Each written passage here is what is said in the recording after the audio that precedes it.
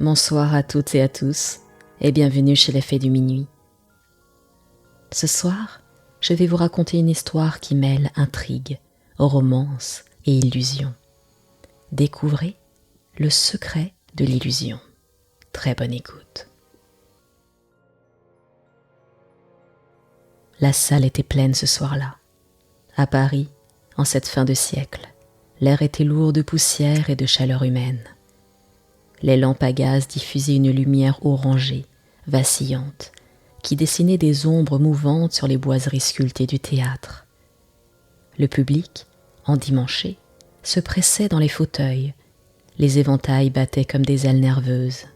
Tous attendaient le moment où Étienne Moreau, l'homme dont on disait qu'il défiait les lois de la nature, monterait sur scène. Étienne s'avança enfin, grand, mince, vêtu d'un manteau noir qui semblait absorber la lumière, il avançait avec une lenteur calculée. Ses yeux clairs scrutaient la foule, comme pour sonder chacun de ses spectateurs. Un silence se fit, pesant, presque religieux. On entendait seulement le craquement du bois sous ses pas et le souffle retenu de centaines de poitrines. « Mesdames et messieurs, dit-il d'une voix profonde, ce que vous allez voir ce soir n'est pas un simple divertissement, mais une fenêtre entr'ouverte sur ce que nous refusons de croire. » Un frisson parcourut la salle. Certains sourirent, sceptiques, d'autres se penchèrent déjà, fascinés. Étienne plaça une petite table au centre de la scène. Sur celle-ci, une simple boîte de bois. Il la fit tourner, montra ses parois vides, puis, d'un geste sec, l'ouvrit. Une colombe blanche en jaillit, battant des ailes, illuminée par les lampes. Des applaudissements éclatèrent. Mais ce n'était qu'un prélude. Étienne leva la main pour faire taire la clameur. Il demanda un volontaire. Un homme se leva, hésitant, et monta sur scène. Étienne le fit asseoir sur une chaise, posa sa main sur son front. La foule se pencha. L'homme, les yeux révulsés, commença à parler d'une voix étrange, gutturale, évoquant un souvenir qui n'était pas le sien. La salle s'agita, des chuchotements fusèrent. Certains croyaient voir un esprit s'exprimer à travers lui. Puis l'impensable survint. Les rideaux derrière Étienne s'animèrent comme s'il respirait. Une silhouette translucide se dessina lentement, celle d'une femme vêtue de blanc, diaphane, ses traits imprécis, ses yeux semblant venir d'un autre monde. Un murmure glacé parcourut le public. « Sophie !» souffla une vieille dame au premier rang, convaincue de reconnaître sa fille défunte. Le spectre leva la main, et la température sembla chuter dans la salle. Des spectateurs se serrèrent, effrayés. Étienne s'inclina, comme pour présenter la revenante. L'émotion devint hystérique, cris, applaudissements, larmes. C'est à ce moment-là que la porte du théâtre s'ouvrit brutalement. Des silhouettes sombres envahirent l'allée centrale, des gendarmes. Leur uniforme bleu et leurs sabres luisaient dans la pénombre. À leur tête, un homme trapu, moustachu, au regard perçant. L'inspecteur Marcel Durand. « Assez !» s'écria-t-il d'une voix coupant net l'envoûtement. « Étienne Moreau, vous êtes en état d'arrestation. » Un tumulte secoua la salle. Certains protestèrent, d'autres prirent peur. Étienne, imperturbable, garda son calme. Il fit disparaître la silhouette spectrale d'un geste lent, comme si elle s'évaporait dans la nuit. « Messieurs, dit-il en fixant Durand, pourquoi troubler le rêve de ces braves gens ?» Durand s'avança, la mâchoire serrée.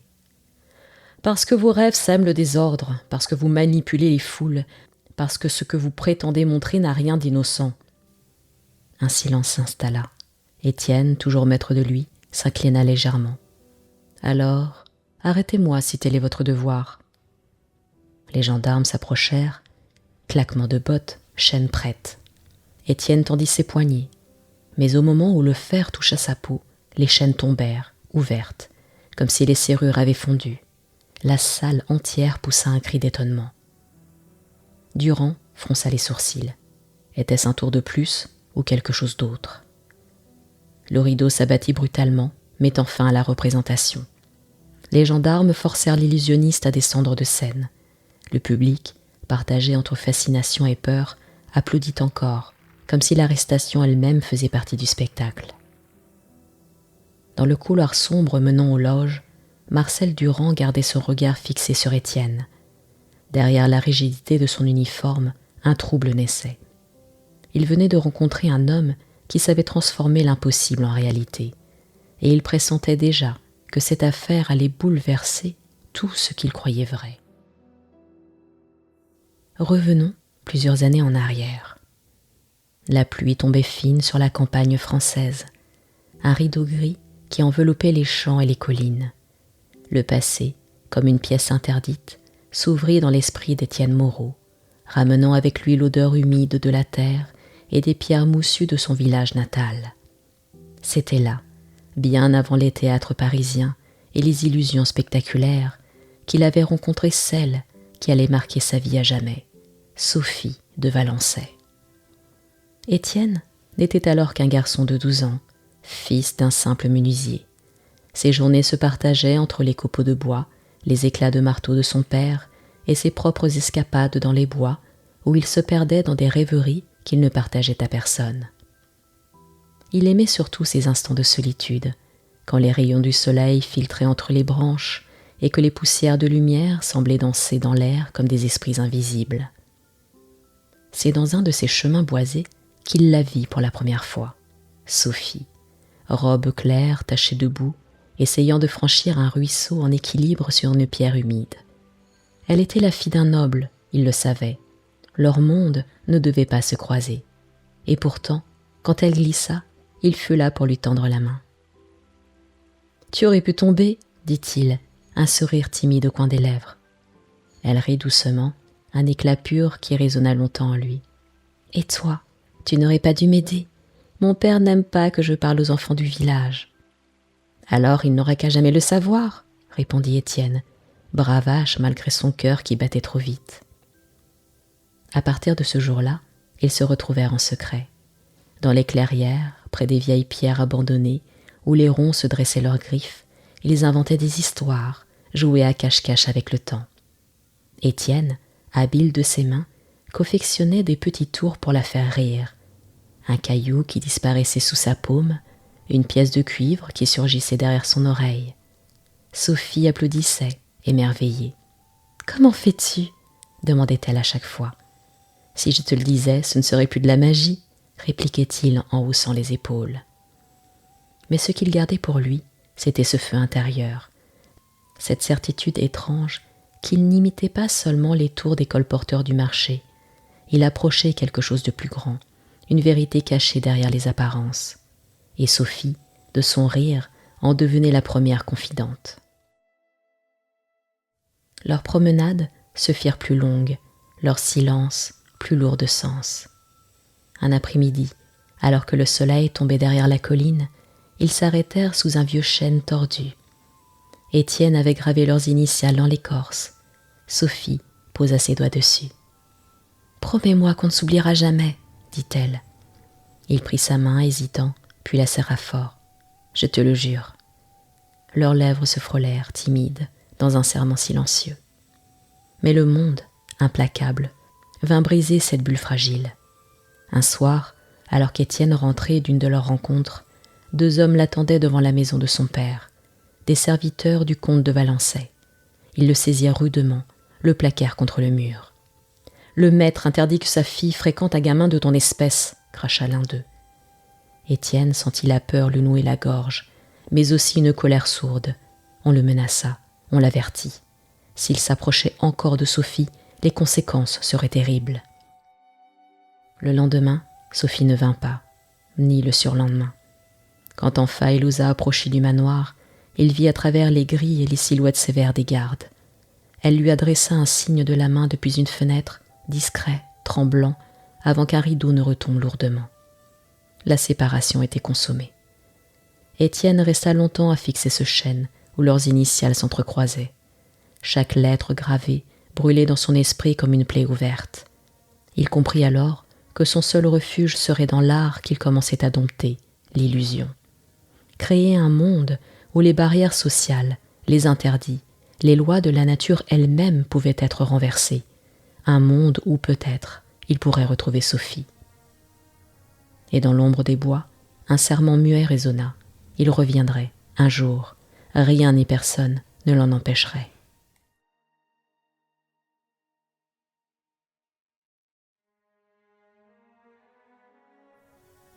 La brume s'étirait au-dessus de la Seine comme un voile laiteux, dissimulant par instants les ponts et les quais de Paris. Les fiacres roulaient dans un vacarme sourd, les roues écrasant les pavés humides.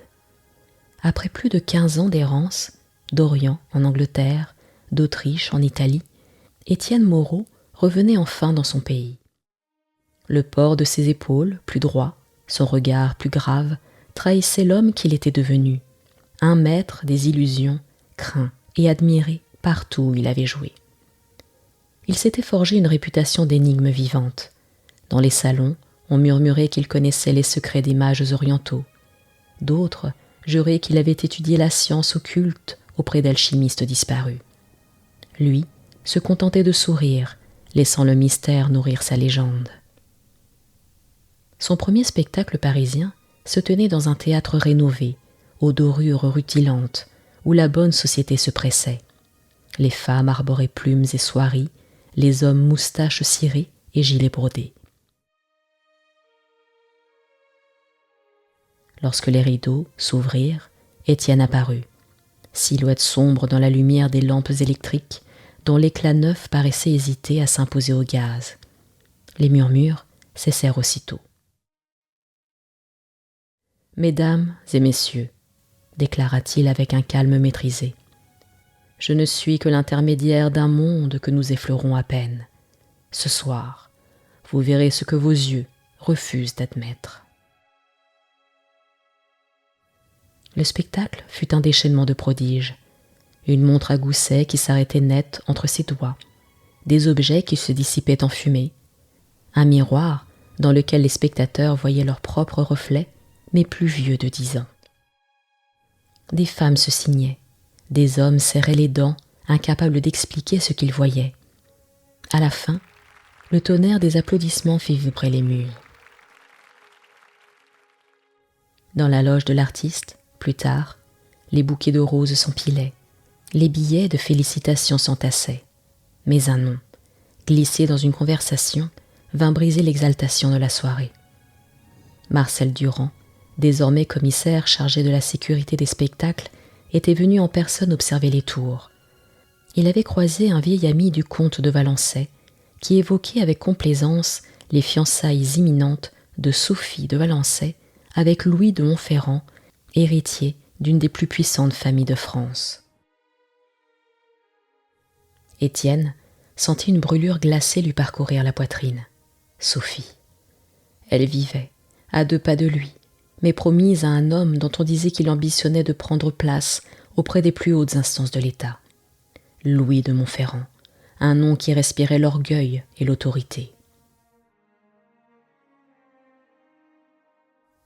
Cette nuit-là, Étienne sortit du théâtre, longeant les boulevards illuminés, indifférent aux acclamations de ceux qui reconnaissaient son visage. La pluie commençait à tomber, fine et persistante, comme pour dissoudre les lumières de Paris. Ses pensées revenaient inlassablement vers la jeune fille au rire cristallin, désormais femme enfermée dans un destin qui ne lui appartenait pas. Le lendemain, en consultant les journaux, il lut la nouvelle officielle. Fiançailles de mademoiselle Sophie de Valençay avec monsieur le prince héritier Louis de Montferrand. Les mots imprimés noircissaient sous ses yeux, mais sa décision se forgeait déjà. Son art, son talent, n'auraient plus seulement pour but de fasciner, il deviendrait une arme.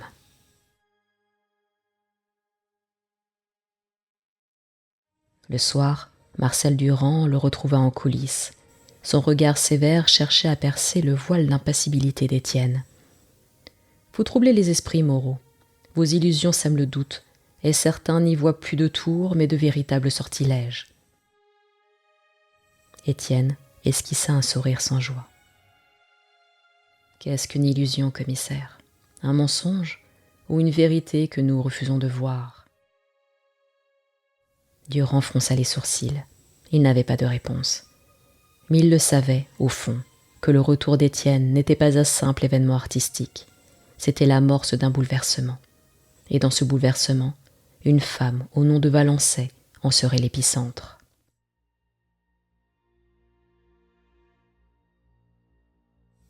Les routes de province s'étendaient sous les roues grinçantes des fiacres, bordées de champs aux herbes hautes que le vent faisait plier comme une mer d'ombre et de lumière. Après Paris, Étienne Moreau entreprit une tournée dans plusieurs villes, chacune avide d'apercevoir le magicien dont les rumeurs faisaient trembler la capitale. Ces spectacles se déroulaient dans des théâtres plus modestes, parfois même dans de vieilles salles communales, mais partout, le public ressortait bouleversé, partagé entre extase et crainte.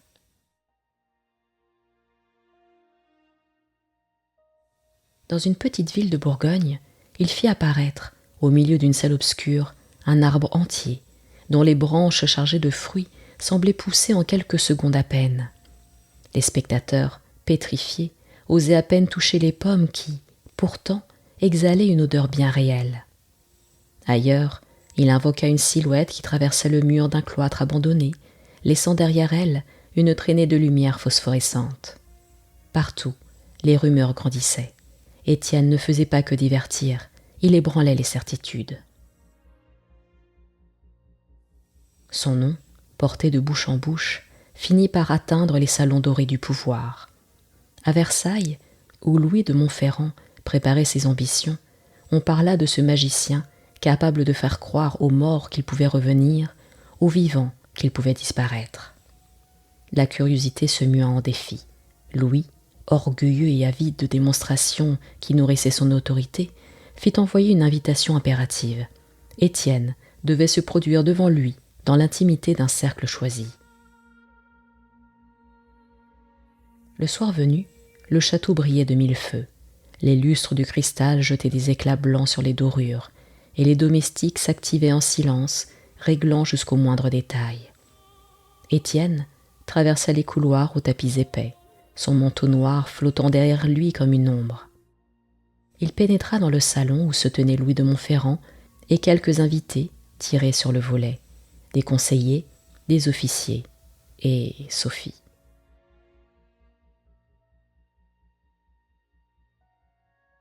Elle portait une robe ivoire, rehaussée de perles. Son regard croisa celui d'Étienne, une fraction de seconde, mais dans ce bref éclat, il lut 1000 souvenirs et un désir étouffé. Louis, debout à ses côtés, rayonnait d'arrogance. Sa haute silhouette, son sourire de prédateur, affirmait une domination que personne n'osait contester. « Ainsi donc, dit Louis en s'approchant d'Étienne, voici le fameux illusionniste dont tout Paris raffole. J'espère que vos tours ne sont pas que poudre aux yeux. »« Tout dépend de ce que vous voulez voir, » répondit Étienne d'un ton calme. Un rire léger parcourut l'assemblée. Louis s'assit, invitant d'un geste sec à commencer. Le spectacle débuta par de jeux d'ombre qui prirent vie sur les murs, dessinant des scènes mythologiques.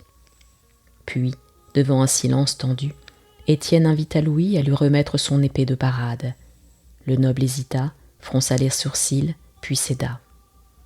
Étienne planta la lame dans le sol, posa ses mains dessus, et lentement, l'acier se mit à courber comme du bois chauffé, avant de se transformer en une gerbe de lys blanc qui embaumèrent la pièce. Un souffle d'étonnement parcourut la salle. Louis, vexé, serra les poings. « Jolie mascarade, mais je vois bien l'astuce, vous trompez les naïfs. » Étienne soutint ce regard. Sophie, muette, suivait la scène, son visage baigné de lumière. Dans ses yeux brillait une étincelle d'admiration qu'elle tentait de dissimuler. Louis la remarqua, sa mâchoire se crispa. Pour achever les représentations, Étienne fit apparaître, dans un cercle lumineux, la silhouette floue d'une femme qui ressemblait étrangement à Sophie. La ressemblance fit pâlir certains convives. Louis se leva brusquement. « Cela suffit !» Le silence retomba. Les invités baissèrent les yeux. Étienne s'inclina, comme s'il venait de donner le coup de grâce à ce duel silencieux.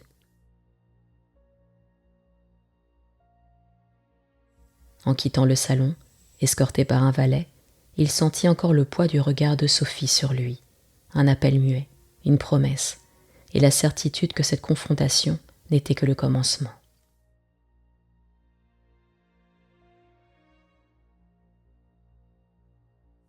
Quelques jours plus tard, les tambours résonnaient doucement dans la salle de réception du palais. Cette fois, Étienne Moreau n'était pas convié à un simple salon privé. Il devait se produire devant l'élite de la cour, sous l'œil attentif de ministres, d'ambassadeurs étrangers, et au premier rang du prince héritier Louis de Montferrand et de sa fiancée, Sophie de Valençay. L'atmosphère vibrait d'attente, mais aussi de tension. Tout le monde savait que ce spectacle était plus qu'un divertissement. C'était un duel silencieux entre les deux hommes. Étienne s'avança, vêtu de son habit sombre. Sa présence imposait un calme étrange. Il salua brièvement, sans se départir de cette lenteur calculée qui renforçait le mystère. Puis il disposa quelques objets sur une table, sous les regards suspicieux des courtisans. Le premier numéro surprit par sa simplicité. Une pièce d'or confiée par un ministre disparut de sa main pour réapparaître, quelques secondes plus tard, dans la poche de son manteau. Des rires nerveux fusèrent. Le second fut plus troublant. Il demanda à un général de penser à un souvenir, puis le décrit avec une précision qui glaça l'assemblée. Les applaudissements se firent plus vifs, mais Louis de Montferrand fronçait déjà les sourcils. Alors, Étienne lança son défi implicite. Il demanda au prince de venir sur scène. Un murmure parcourut la salle. Louis, pris de court, accepta pour ne pas paraître lâche. Il tendit sa canne d'apparat, incrustée d'ivoire et d'argent. Étienne la fit tourner entre ses mains, puis, lentement, la canne se mit à se déformer, à fondre presque, jusqu'à se transformer en un serpent noir luisant qui s'enroula autour du bras du prince. Les dames crièrent, certains hommes reculèrent. Louis, blême, tenta de se dégager, mais le serpent disparut dans un éclat de fumée, laissant place à la canne intacte. Un silence écrasant s'abattit sur la salle, puis des applaudissements timides éclatèrent, avant de se répandre comme une vague. Les courtisans, fascinés, acclamaient l'audace d'Étienne. Mais Louis resta figé, humilié, son visage rouge de colère. Son regard se posa sur Sophie qui, malgré elle, laissait filtrer une étincelle d'admiration pour le magicien. Après le spectacle, Louis convoqua ses conseillers dans un salon privé. Sa voix claquait comme un fouet. « Cet homme ne jouera plus à Paris. Je ne tolérerai pas qu'un charlatan me tourne en ridicule devant ma cour. Interdiction immédiate de ses représentations. » Un silence gêné accueillit l'ordre. Personne n'osa contredire le prince.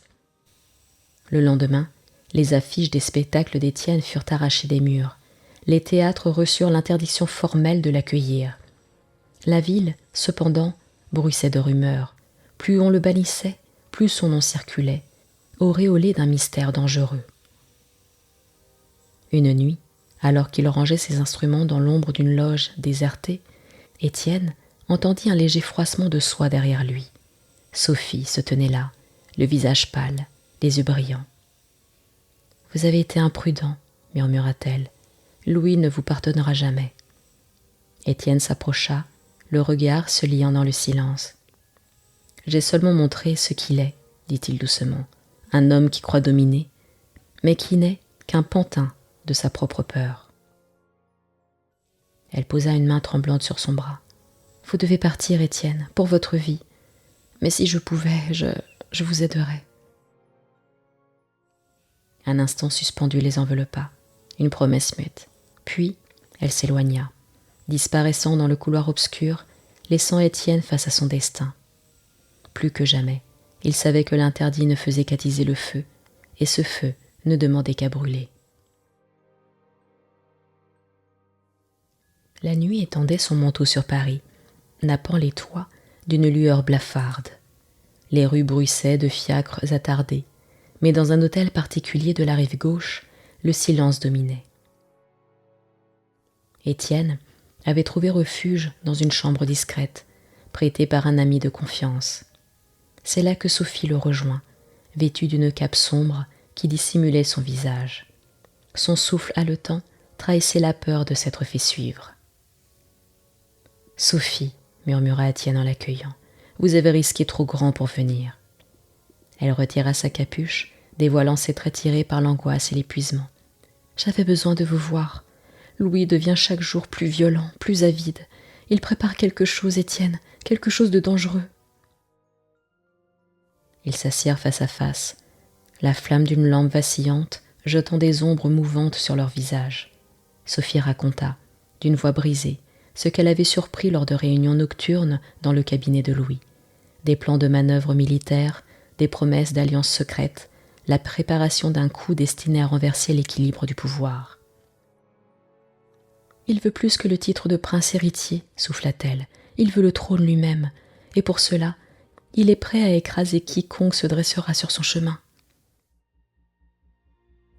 Étienne serra les poings. Ses pensées se bousculaient, entre la peur de ce qu'il apprenait et la chaleur violente de sentir Sophie si proche, si vulnérable.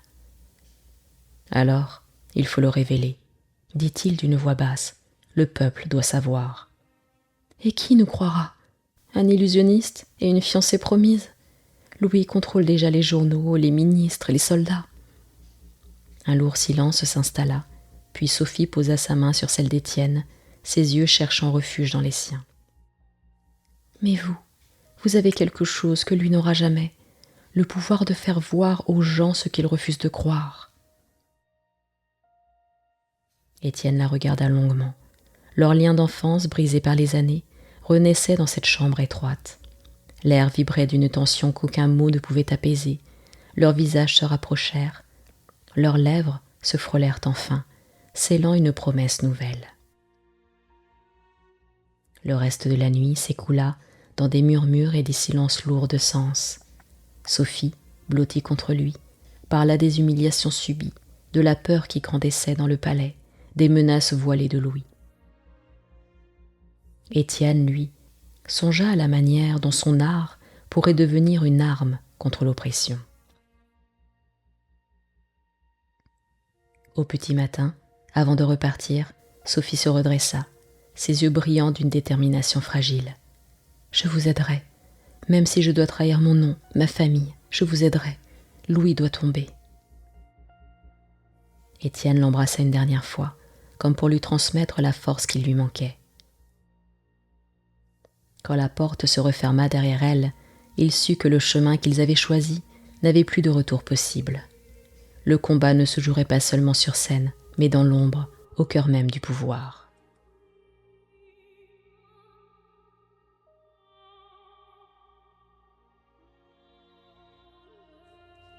Le vent soufflait fort ce soir-là sur le domaine de Montferrand. Les arbres du parc ployaient sous leurs branches tordues, fouettant les murs de pierre. Dans la pénombre des écuries, l'odeur âcre de la paille humide et du cuir imbibé de sueur emplissait l'air. C'est là que tout bascula. Étienne Moreau avait reçu un message clandestin de Sophie griffonné à la hâte. « Rejoins-moi aux écuries, je n'en peux plus. » Il s'y précipita, le cœur battant, sachant les risques d'une telle rencontre sur le domaine même de Louis. Quand il la trouva, elle tremblait, vêtue d'un simple manteau. Ses yeux reflétaient une peur que ses mots ne pouvaient dissimuler. « Étienne, il sait que nous nous voyons. Louis a juré de m'empêcher de vous revoir, même si pour cela il doit me briser. » Étienne la saisit par les épaules. « Alors partons. Ce soir, maintenant, nous fuirons Paris, les cours, ses intrigues. Il n'aura plus de pouvoir sur vous. » Sophie ouvrit la bouche pour répondre, mais le bruit sec d'une porte qui s'ouvre la fit sursauter. Des pas résonnèrent dans la pénombre. 3 hommes armés de torches apparurent, envoyés par Louis. Leurs visages fermés ne laissaient place à aucun doute. « Mademoiselle, vous devez rentrer !» lança l'un d'eux d'un ton glacial. « Votre présence ici est une offense. » Sophie recula, le regard suppliant posé sur Étienne. Les hommes s'approchèrent, menaçants. Étienne voulut intervenir, mais une torche s'abattit entre eux, projetant des braises et de la fumée. Dans la confusion de la confrontation, un cri retentit. Sophie chancela, sa poitrine tachée de sang, avant de s'effondrer sur la paille. Le temps se figea. Étienne se jeta à genoux, ses mains tremblantes cherchant à retenir la vie qui semblait fuir d'elle. « Sophie, non, ne me quitte pas !» Les yeux vitreux se posèrent une dernière fois sur lui. Elle murmura quelque chose d'inaudible, puis sa tête bascula. Les hommes reculèrent, terrifiés eux-mêmes par l'ampleur du drame qu'ils venaient de provoquer. « Elle est morte !» souffla l'un d'eux, blême. La nouvelle se répandit comme une traînée de poudre. Dans les couloirs du château, les serviteurs parlaient à voix basse, horrifiés. La fiancée de Louis de Montferrand, morte dans les écuries. Les journaux du lendemain titrèrent « Tragédie au domaine, mort brutale de mademoiselle Sophie de Valençay ». Étienne, anéanti, erra des jours durant, incapable de se détacher du souvenir de ce regard. La ville, pourtant, chuchotait une autre version.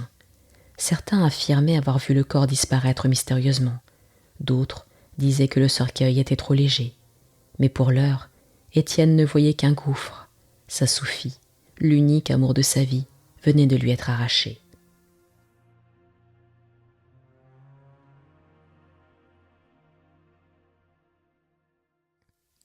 La pluie de novembre ruisselait sur les pavés parisiens, lavant la ville de ses excès, mais n'effaçant pas le chagrin d'Étienne Moreau. Les jours avaient passé depuis la mort de Sophie, et lui, tel un spectre, errait parmi les rues jusqu'à ce qu'il découvre, au détour d'une allée, un vieux théâtre abandonné. Les vitres brisées laissaient entrer des courants d'air glacés. Les planches pourries craquaient sous ses pas, et l'odeur d'humidité s'accrochait à chaque recoin. Pourtant, dans cette ruine, il vit une promesse, un sanctuaire pour les âmes perdues. Il acheta le lieu en secret, sous un nom d'emprunt, et entreprit de le transformer. Les ouvriers, payés grassement, travaillaient à remettre debout la salle. Les murs furent recouverts de tentures sombres, les lampes de verre dépolies diffusant une lueur pâle, comme celle des cierges d'une chapelle. Étienne y installa ses machines, ses miroirs, ses mécanismes invisibles. Bientôt, le vieux théâtre devint un temple de l'ombre. Le soir de la première représentation, une foule disparate se pressa devant les portes. Bourgeois avides de sensations, veuves endeuillées, curieux, désireux de frissonner. Le nom de Moreau circulait comme une rumeur sacrée, annonçant qu'il savait ouvrir une porte entre les vivants et les morts. Dans un silence entendu, Étienne entra en scène. Son visage, plus émacié qu'autrefois, portait les stigmates de la douleur. Sa voix résonna grave, solennelle. « Mesdames, messieurs, ce soir, je vous donnerai un instant avec ceux que vous croyez perdus. » La salle retint son souffle. Le rideau s'ouvrit sur une obscurité profonde, puis une forme translucide apparut. Une jeune fille aux traits délicats, qui avança vers le public, ses lèvres murmurant le nom de sa mère assise au premier rang. Un cri étouffé jaillit de la gorge de la femme, suivi de sanglots. Les spectateurs, glacés, ne savaient plus distinguer le rêve de la réalité. Chaque soir, Étienne variait ses apparitions. Un père mort à la guerre, un enfant emporté par la fièvre, une épouse disparue. Les spectres se succédaient, saluant, disparaissant, laissant derrière eux un parfum d'éternité. Mais parmi ces ombres, une revenante revenait toujours, Sophie. Sa silhouette pâle traversait la scène. Ses yeux brillants fixaient Étienne, et sa voix appelait son nom. Le public, bouleversé, croyait assister à la confession d'un homme hanté par l'amour perdu. Les journaux en firent leur gros titre. Le théâtre des esprits, l'au-delà révélé à Paris.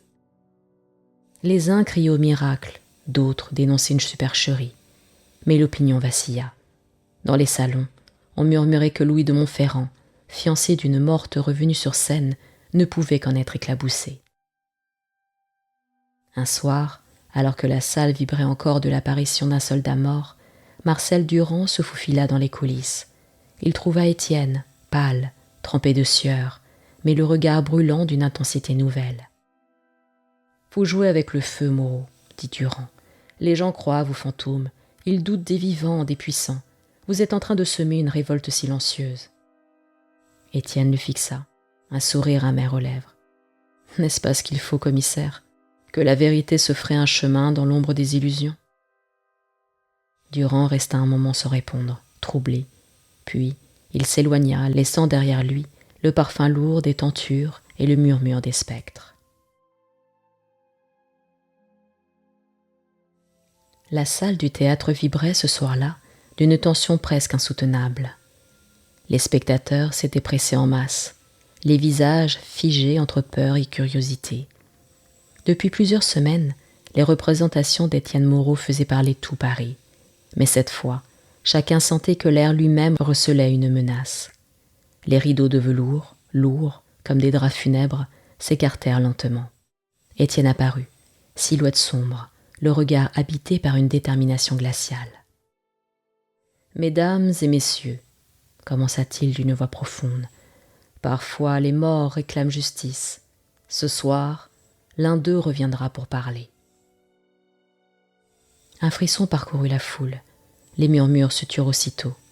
Étienne leva les bras et la scène s'obscurcit, avalée par les ténèbres. Une brume froide se répandait au ras du sol, serpentant entre les fauteuils. Puis, dans les lumières vacillantes, une silhouette translucide apparut.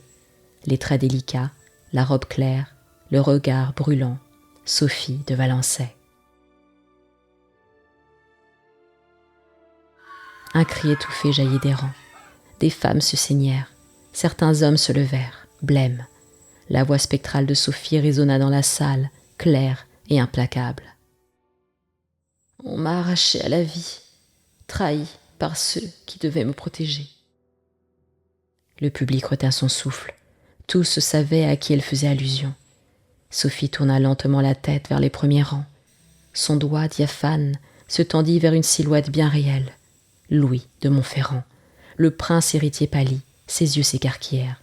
« C'est lui, » souffla le spectre, « celui qui porte le masque de l'honneur, mais dont les mains sont souillées de sang. » Un tumulte éclata. Les spectateurs s'agitèrent, certains criant à l'abomination, d'autres à la vérité. Louis se leva brusquement, furieux. « Assez de ce blasphème !»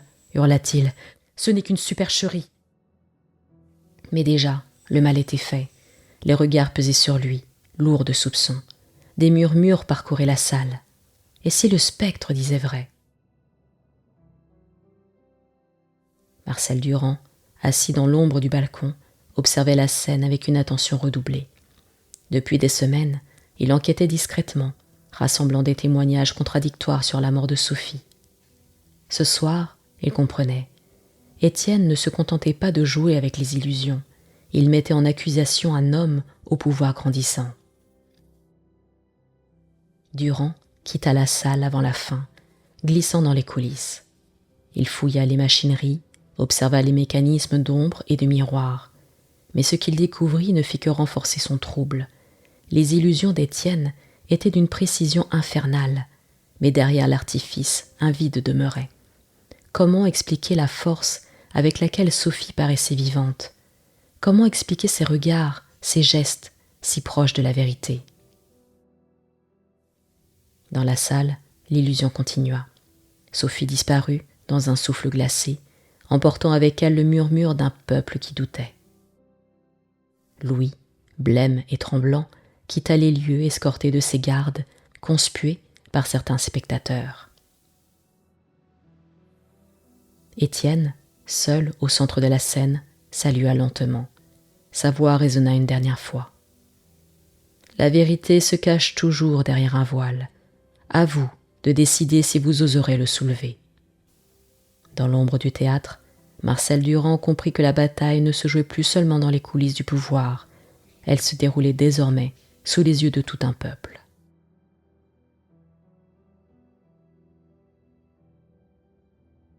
Une nouvelle nuit tombait sur Paris, lourde et menaçante, comme si les nuages eux-mêmes s'apprêtaient à assister à la dernière représentation d'Étienne Moreau. Le théâtre des esprits débordait de monde. La rumeur s'était répandue. Ce soir, il dévoilerait un tour qu'on ne reverrait jamais. Dans la salle, les regards brillaient d'impatience et de crainte. Les murmures évoquaient Sophie, les fantômes et l'humiliation publique de Louis de Montferrand. Certains parlaient même de vengeance. Lorsque les rideaux s'ouvrirent, un silence religieux s'imposa. Étienne entra, plus sombre que jamais, son visage amaigri sculpté dans la pâleur. Sa voix s'éleva, grave, presque prophétique. « Mesdames et messieurs, ce soir, vous verrez ce que nul ne croit possible. La frontière entre le monde des vivants et celui des morts, franchie devant vos yeux. » La salle entière frissonna. Étienne leva les mains, les ombres jaillirent des murs, enveloppant les spectateurs d'une brume glacée. Des silhouettes spectrales traversaient les allées, caressant les épaules, murmurant des noms oubliés. Puis, au centre de la scène, apparut Sophie, plus nette, plus réelle que jamais. Ses yeux semblaient brûler de vie.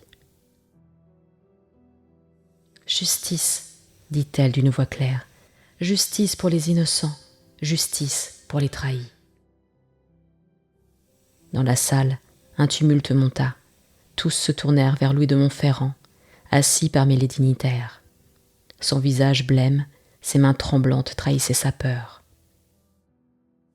Le spectre pointa un doigt vers lui. Les chuchotements devinrent des accusations.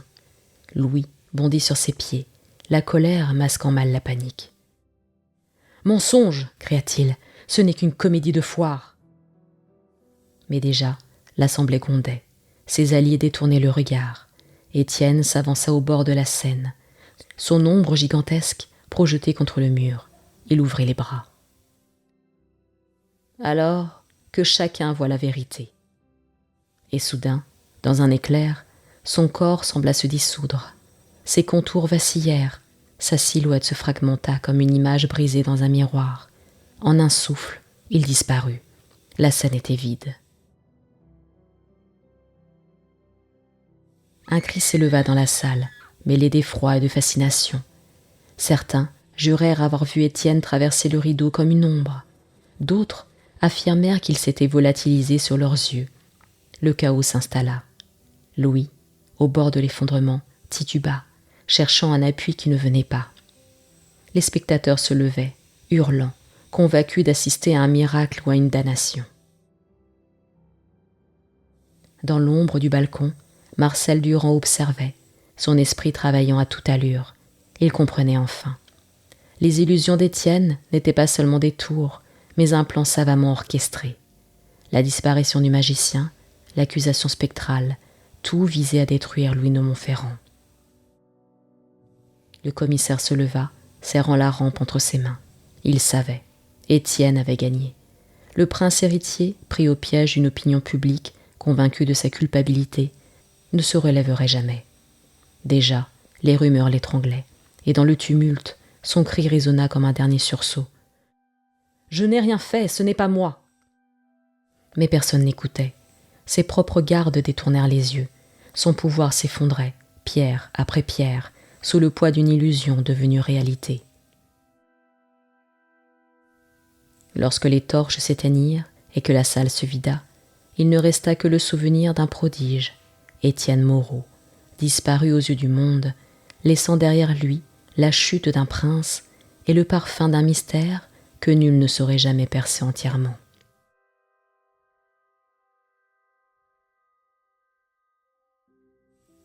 L'hiver s'installait sur la campagne française. La neige recouvrait les collines, étouffant les bruits du monde. Et le ciel bas semblait garder le secret des disparus. Dans une petite maison isolée, nichée au bord d'une forêt, un feu crépitait dans la cheminée.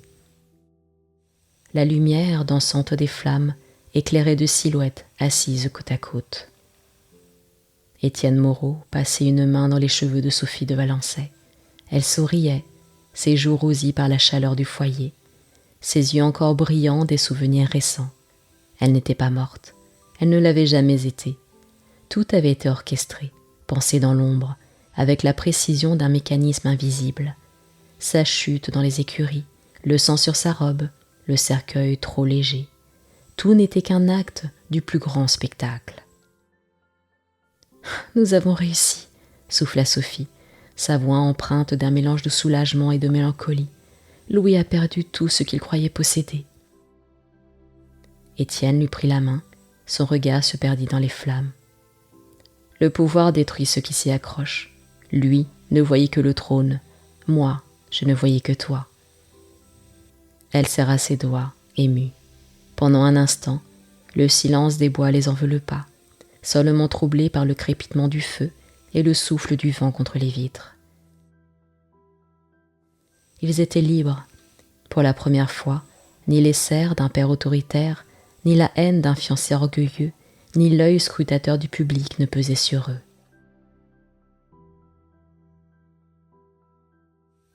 Marcel Durand, resté à Paris, commençait à assembler les pièces du puzzle. Il comprenait peu à peu l'ampleur de l'illusion, mais choisit de garder le silence. Dans son rapport, il écrivit seulement « L'illusion était parfaite, la vérité n'appartient qu'à ceux qui savent la voir. » Dans la petite maison, Étienne et Sophie savaient que leur liberté avait un prix, l'exil, l'anonymat, la disparition. Mais ils avaient gagné l'essentiel. Ils s'étaient arrachés aux chaînes du pouvoir et du destin pour s'appartenir enfin. Ce ne fut pas une existence facile. Ils durent changer de nom, louer leurs bras comme de simples anonymes dans les villages et apprendre à disparaître dans la foule. Leur journée était faite de travaux rustiques, couper du bois, réparer des toitures, échanger des légumes contre du pain. Chaque soir, pourtant, ils retrouvaient la chaleur du feu et la certitude que leur fuite leur avait rendu ce que le monde leur refusait, la liberté et l'amour. Souvent, Sophie rêvait de son enfance, de ce manoir où les murs avaient été ses geôles. Elle en parlait à Étienne en murmurant, le regard tourné vers la fenêtre enneigée. « Je croyais qu'il n'y avait pas d'échappatoire, mais tu as brisé mes chaînes. » Étienne, lui, répondait en souriant. « Ce ne sont pas mes tours qui t'ont libéré, c'est ton courage. » Alors, leurs lèvres se retrouvaient dans la lueur des flammes.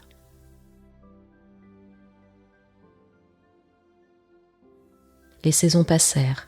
Le printemps ramena les chants d'oiseaux dans la clairière. L'été emplit le jardin de couleurs. L'automne tapissa la forêt de feuilles mortes. Leur amour suivait le rythme patient de la nature. Ils savaient qu'ils ne pourraient jamais revenir en arrière, que Paris restait un lieu interdit. Mais ils apprirent à savourer la lenteur des jours. Pourtant, parfois, des échos du passé revenaient. Une rumeur entendue sur un marché, un visage croisé qui semblait reconnaître Étienne, une lettre interceptée où l'on parlait de la chute définitive de Louis. Ces nouvelles ravivaient leurs craintes, mais renforçaient aussi leurs convictions. Leur plan avait fonctionné, et l'homme qui avait cherché à posséder Sophie avait fini englouti par sa propre soif de pouvoir.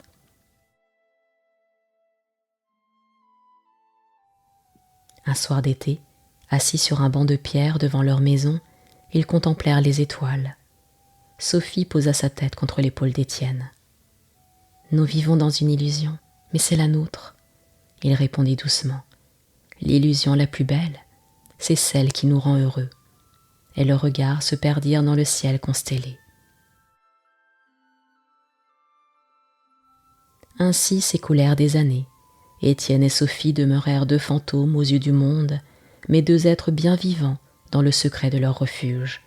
Et à chaque chute de neige, quand les traces s'effaçaient sur le chemin, ils se rappelaient leur serment. Disparaître pour exister enfin, loin des regards, mais libres.